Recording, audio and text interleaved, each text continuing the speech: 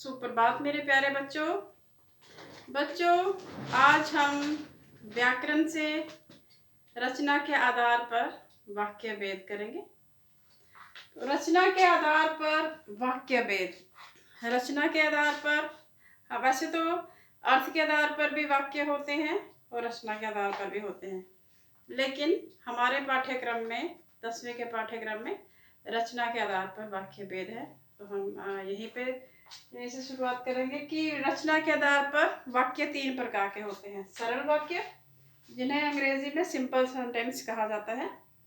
संयुक्त वाक्य, अंग्रेजी में इन्हें कंपाउंड सेंटेंस कहते हैं। मिश्र वाक्य, कॉम्प्लेक्स सेंटेंस भी इनको कहा जाता है अंग्रेजी में। ठीक है, तो बच्चों सबसे पहले सरल वाक्य। सरल वाक्य क्या होते हैं? जिस वाक्य में एक उद्देश्य होता है और एक विधेय होता है और एक ही क्रिया होती है। ठीक है ना? जैसे ये देखिए, जैसे उद्देश्य क्या होता है? उद्देश्य होता है सब्जेक्ट, कर्ता। ठीक है, विधेय क्या होता है? कर्म। और क्रिया तो आपको पता ही है पहले से, क्योंकि आपने पदबंध में भी किया था। क्रिया जिन शब्दों से किसी काम के करने या होने का बोध होता है। ठीक है, तो जैसे हमने एक वाक्य लिखा, उदाहरण के लिए अब इस वाक्य से आपको समझ आ जाएगा कि उद्देश्य कौन सा है, विधेय कौन सा है और क्रिया कौन सी है। जिस वाक्य में एक उद्देश्य, एक विधेय और एक ही क्रिया होती है, बस वो वाक्य क्या कहलाता है? सरल वाक्य।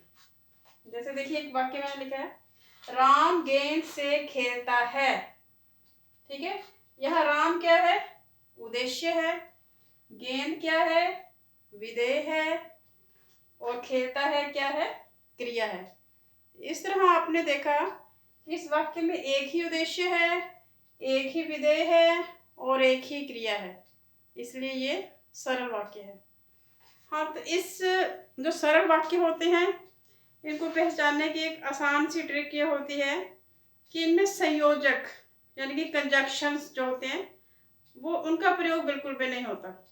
जैसे कौन से संयोजक होते हैं? और, तथा, किंतु, परंतु, इसलिए, अथवा।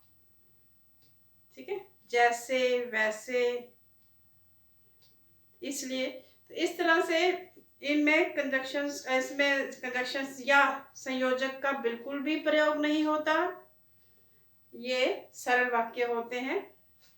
ठीक है, उदाहरण के लिए सरल वाक्य के कुछ उदाहरण दिए हैं। सरल वाक्य, मुझे क्रिकेट खेलना बहुत पसंद है। ठीक है, आपने देखा कि इसमें कोई संयोजक नहीं जुड़ा हुआ। अगर संयोजक के माध्यम से 2 वाक्य जुड़ जाएं तो फिर वो सरल नहीं रहेगा। ठीक है, वो संयुक्त बन जाएगा। फिलहाल हम सरल की ही बात करते हैं। मेरे पिताजी दिल्ली गए। देखा, मेरे पिताजी दिल्ली, पिताजी, मेरे पिताजी क्या हो गए? उद्देश्य, दिल्ली विधेय, गए हैं क्रिया। आज मौसम बड़ा सुहाना है।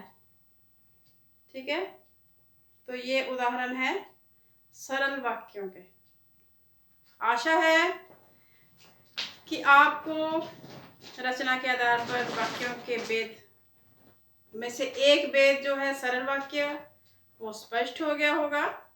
धन्यवाद।